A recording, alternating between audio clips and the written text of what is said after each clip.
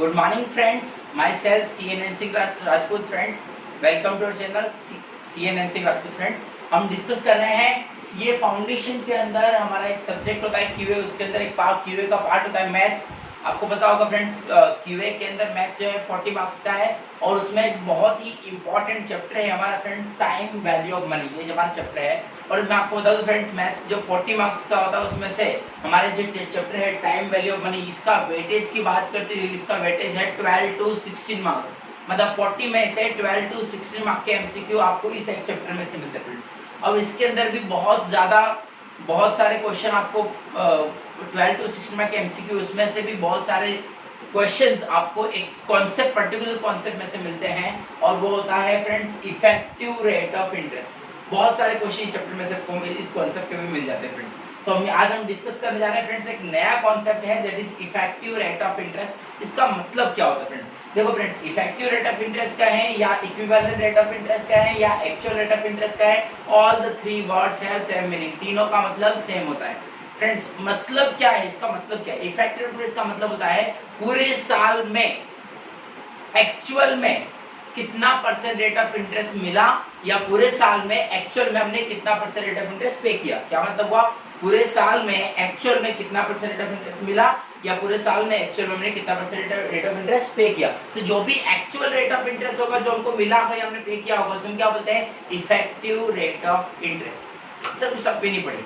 आपने वो कहावत सुनी है फ्रेंड्स, हाथी के दांत खाने की और दिखाने की ओर? हाँ, यस और नो? यस। उसी तरीके से मैं आपको बताऊंगा कि जो रेट ऑफ इंटरेस्ट होता है वो रेट ऑफ इंटरेस्ट भी क्या होता है? दो टाइप का होता है। रेट ऑफ इंटरेस्ट भी कितने टाइप का होता है फ्रेंड्स? दो टाइप का होता है। एक होता है नॉमिनल रेट ऑफ इंटरेस्ट, जो रेट ऑफ इंटरेस्ट हमको दिखता है ना, अपरेंट रेट ऑफ इंटरेस्ट होता है ना, उसे हम क्या बोलते हैं? Nominal rate. समान अपने गए बैंक में एफडी करने, बैंक में एफडी का रेट ऑफ इंटरेस्ट 7% है, तो 7% क्या है? Nominal rate of. आपने 15% पे लोन ली तो 15% क्या है?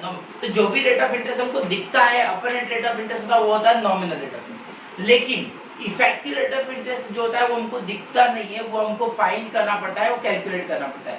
फॉर द एग्जांपल मैं बात करूं, मान लेते हैं एग्जांपल, मान लो ये एग्जांपल देखते हैं। मिस्टर एक्स है, मिस्टर एक्स जो है, मिस्टर एक्स ने लोन ली, कितने की? मान लेते हैं 100 रुपीस की लोन ली, 100 रुपीस की लोन ली है। रेट ऑफ इंटरेस्ट 12% है। रेट ऑफ इंटरेस्ट कितना है? 12% पर एनम।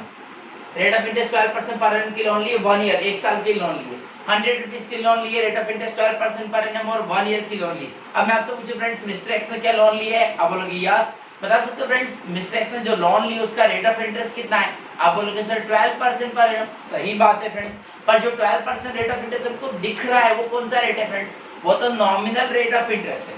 लेकिन जब आप ईयर के एंड में चेक करोगे ना, तो आपको पता चलेगा कि एक्चुअल में आपने 12% रेट ऑफ इंटरेस्ट नहीं पे किया, बल्कि एक्चुअल में तो आपने 12% से ज्यादा रेट ऑफ इंटरेस्ट पे किया। ज्यादा पे किया? हाँ। तो अगर आपको जानना हो कि पूरे साल में एक्चुअल में हमने कितना परसेंट रेट ऑफ इंटरेस्ट पे किया या पूरे साल में एक्चुअल में कितना परसेंट रेट ऑफ इंटरेस्ट हमको मिला, तो हमको क्या फाइंड करना पड़ेगा? We have to find out effective rate of interest, हमको फाइंड करना पड़ेगा।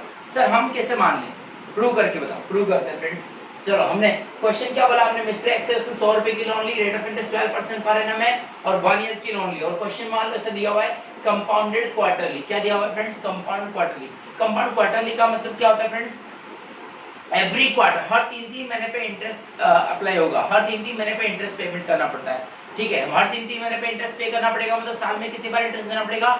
4 बार, 4 times during the year. Okay, तो हमको सबसे पहला काम क्या करना पड़ेगा? अब कंपाउंड क्वार्टरली है तो रेट भी कौन सा होना चाहिए? क्वार्टरली। और पीरियड भी किसमें होना चाहिए? नंबर ऑफ क्वार्टर्स में। तो क्या करेंगे? 12% तो पूरे साल का रेट है, तो क्या करेंगे? R डिवाइड बाय K और N मल्टीप्लाई बाय K। तो 12% डिवाइड बाय 4, तो 3% पर क्वार्टर हो जाएगा। 12% पूरे साल का है तो पर क्वार्टर कितना हुआ? 3%। और 1 ईयर में कितने क्वार्टर होते हैं? 4 quarter. 10 is equal to 1 into 4 quarters। मतलब हमने क्या करा? R डिवाइड बाय K और N मल्टीप्लाई बाय K। तो हमारा जो ईयरली रेट था उसको हमने क्वार्टरली रेट में कन्वर्ट कर दिया, एंड जो नंबर ऑफ ईयर्स था उसको नंबर ऑफ क्वार्टर में कन्वर्ट कर दिया। अब देखो, आपने 100 रुपीस की लोन ली, कंपाउंड इंटरेस्ट है 3% है, साल में 4 बार इंटरेस्ट मिलेगा, तो पे करना पड़ेगा 100 प्लस 3% प्लस 3% प्लस 3% प्लस 3%, 4 बार ऐड कर दो तो आपका अमाउंट आता है 112.55। कैलसी चेक कर लोगे, माइनस प्रिंसिपल करते हैं 100, तो आपका कंपाउंड इंटरेस्ट आता है फ्रेंड्स 12.55।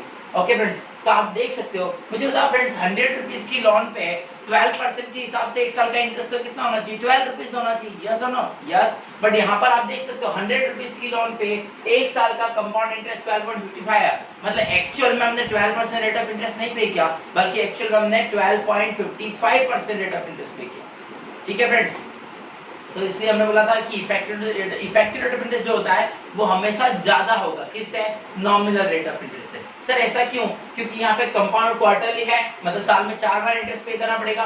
तो ये पहला 3% किस पे किया? 100 पे।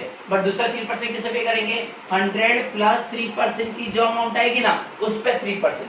तीसरा वाला 3% किस पे करेंगे? 100 प्लस 3% की जो अमाउंट आएगी उस पे भी 3%। मतलब इंटरेस्ट पे इंटरेस्ट होता है, और उसकी वजह से इफेक्टिव रेट ऑफ इंटरेस्ट हमेशा ज्यादा होगा किससे? नॉमिनल रेट से। ठीक है फ्रेंड्स। अच्छा, अब बात करते हैं friends effective rate of interest की। बात करें तो इफेक्टिव रेट ऑफ इंटरेस्ट में बात ध्यान दें friends, always take n is equal to 1 year. Effective rate of interest के क्वेश्चन में कभी भी आपको n नहीं दिया होगा, हमेशा n कितना लेना? 1 ईयर। क्यों?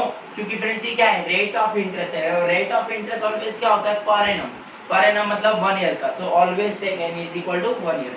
अब इफेक्टिव इंटरेस्ट का जब भी क्वेश्चन आएगा तो उसमें दो टाइप के क्वेश्चन होंगे, या तो क्वेश्चन किसका होगा? सिंपल इंटरेस्ट का, या तो क्वेश्चन किसका होगा? कंपाउंड इंटरेस्ट का। अगर क्वेश्चन सिंपल इंटरेस्ट का है तो एक बात ध्यान रखना, सिंपल इंटरेस्ट में कोई इंटरेस्ट पे इंटरेस्ट मिलता नहीं है।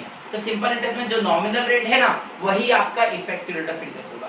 मैं आपको पूछूं फ्रेंड, सिंपल इंटरेस्ट में अगर आपका रेट ऑफ इंटरेस्ट 10% है तो आपको पूरे साल में एक्चुअल में कितना मिलेगा? 10%। अगर सिंपल इंटरेस्ट में रेट ऑफ इंटरेस्ट 20% है तो आपको पूरे साल में एक्चुअल में कितना मिलेगा? 20%। कुछ भी एक्स्ट्रा मिलने वाला नहीं है। तो सिंपल इंटरेस्ट में ERI is equal to R, तो जो नॉमिनल रेट है वही आपका इफेक्टिव रेट ऑफ इंटरेस्ट होगा। अब बात करते हैं फ्रेंड्स कंपाउंड इंटरेस्ट की। तो कंपाउंड इंटरेस्ट में दो टाइप के क्वेश्चन होंगे, या तो कंपाउंडेड एनुअली होगा या तो कंपाउंडेड अदरवाइज होगा। अब कंपाउंड एनुअली की बात करें, कंपाउंड एनुअली का मतलब क्या है फ्रेंड्स? कंपाउंड एनुअली का मतलब होता है साल में एक ही बार इंटरेस्ट मिलेगा।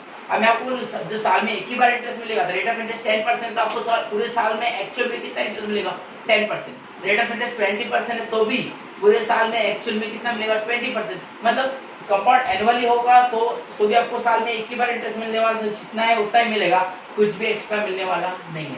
तो कंपाउंड एनुअली में भी ERI is equal to R, nominal rate is equal to effective rate of interest. Okay friends, अब बात करते हैं फ्रेंड्स कंपाउंडेड अदरवाइज। अदरवाइज मतलब, अदरवाइज का मतलब हुआ कंपाउंड एनुअली के अलावा कुछ भी, मतलब कंपाउंड हाफ ईयरली हो, क्वार्टरली हो, मंथली हो, वीकली हो, डेली, कुछ भी हो, मतलब साल में एक बार से ज्यादा बार इंटरेस्ट मिलता हो या पे करना पड़ता हो। तो ये जब ऐसा कंपाउंड अदरवाइज होगा, k ग्रेटर देन 1 होगा, तो उसमें हमारा ERI का फॉर्मूला है इफेक्टिव रेट ऑफ इंटरेस्ट। क्या फॉर्मूला है friends? 1 plus R/n minus 1 into 100, ये फॉर्मूला है।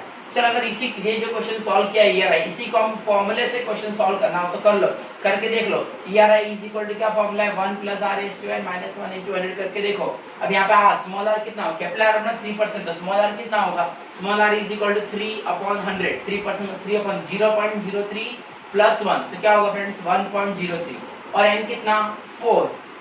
सर आपने तो बोला था n is equal to 1 year लेने का। हाँ, n is equal to 1 year लेने का, बाद में r डिवाइड बाय k और n मल्टीप्लाई बाय k जो भी है, तो ये 4 क्वार्टर्स है।